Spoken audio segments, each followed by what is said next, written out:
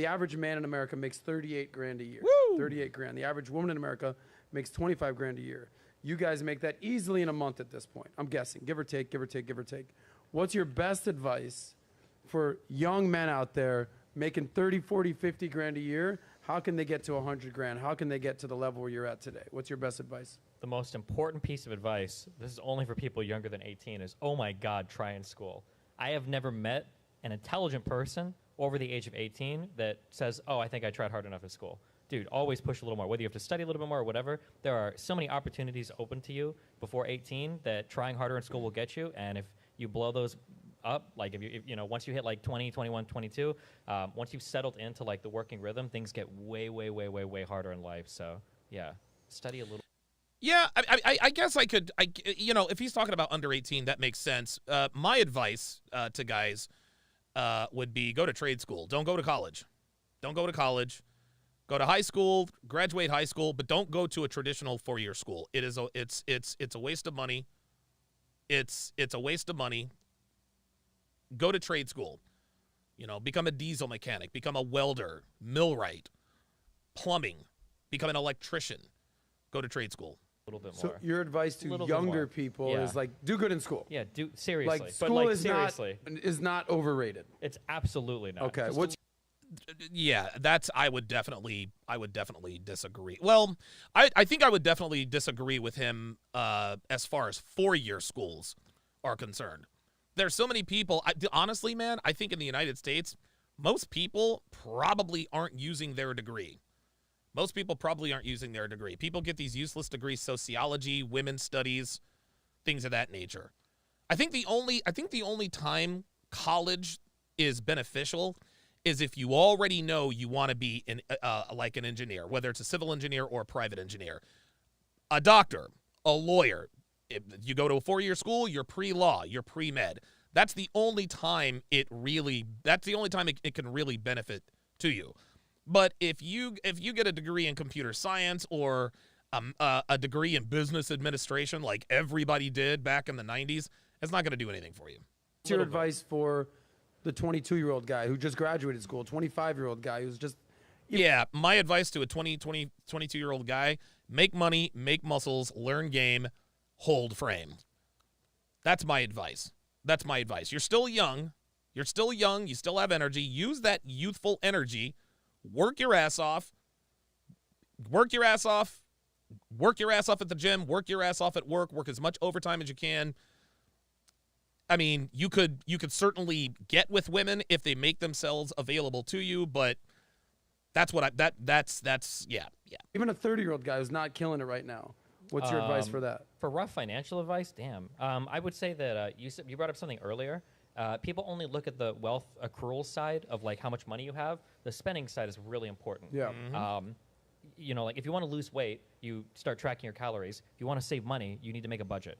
If you're like a money conscientious person and you're making less than like $50K a year, you should absolutely have a budget. Once you start budgeting things and you see how much like that Starbucks every day adds up, or whatever type of like little expenditures you do, those things add up so much throughout the year.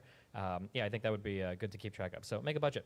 Yeah, I think keep track of where your money goes. What I call a budget is having a game plan for your money, because budget is one of the things I say is the only thing worse than having a budget for your money is not doing a budget for your money. Sure. So I call it having a game plan for your money. There's two aspects to your game plan. There's income and there's expenses. Yep. People focus on the income, that's your offense. They don't realize that your expenses is your defense, and that's leaks that it's kind of coming through that. So I fully advocate that. That's an interesting analogy. I've never heard it called that. It's interesting. What's your best advice, Pearl? See, my advice. Okay, so Pearl is a woman. Love Pearl to death. Don't take financial advice from women. That includes Pearl. Don't take financial advice from Pearl. Don't take relationship advice from Pearl. It's a bit idealistic, but it worked for me, and this is something my dad always told me. He always just told me to do what you're passionate about, because you're going to work harder at it than everyone else. There we go. Because you're passionate about it, and you actually... Yeah, listen, love Pearl to death. Love Pearl to death. This is terrible advice. This is absolutely terrible advice. Love Pearl to death, but that is the worst advice. Do something you're passionate about. Women have the luxury of doing something they're passionate about and not having to pay the proverbial price, right? Men, we don't have that luxury. We don't have that luxury, at least not from the beginning. I wasn't passionate about mattresses. I was knowledgeable, and I was knowledgeable about mattresses. I learned how to run a mattress business. I did it. I wasn't passionate about real estate. I got lucky on a couple of real estate deals. Ended up with seven real estate properties. I got lucky for a few years. I was not passionate about that. Now, I'm passionate about this. I'm certainly passionate about this, but I'm one of the lucky few who actually makes a very good living doing something that I actually love to do. But again, and this is no slight against Pearl. This is no slight against Pearl. This is who females are. This is who females are. But if you are a young man or a woman, doing something you are passionate about is not sound financial advice. It's just not. Really like it, so that's what worked for me. Yeah, I think what this is. It worked for Pearl. Pearl is the outlier, gentlemen. Listen, there are millions of women who do what they're passionate about. Yeah, I'm a nail tech, or I've got an eyelash business, or some bullshit business that they're doing. Pearl is a gross outlier. And to be honest with you, she's really not that passionate about this. She's really not. She really isn't. She really isn't. She's passionate about the people that she brings together. You know, she's passionate about. I think she's more passionate about about bringing people together. I think she's very passionate about that. Getting big names in the same room. She's passionate about that. She's not passionate about this. Doing the Saucecast or doing debates or things like that. No, she's passionate about highlighting the differences between men and women, how delusional modern women are, et cetera, et cetera. Wildemar Perez Jr. with the $5 super chat says, "Yep, I make $57K, 0 certs, 0 college, but lots of common sense and hard work. I did what made money, and now I can waste money. What love? LOL." Exactly. Men, we don't have the luxury. We don't have the luxury to do what we're passionate about. We really, really don't. Mike Steele says, "Yep, women are more communal and are more interested in people." That's exactly right. This is a constant conversation that we have. I know. Should you follow the money or should you follow your passion? Wherever for me, follow the money, because once you make the money, you can work on your passion. There you go. I.e., I worked in finance for 15 years. There you go. Made money, and now I'm passionate about this shit. I still do my job, but this is what I'm passionate about. The challenge is when you follow your passion, and let's say your passion is basketball or volleyball makeup or baseball cards, you might not be able to monetize that. And then you're 35 years old, you're there like, you go. But I was following my passion. There you But go. I do agree.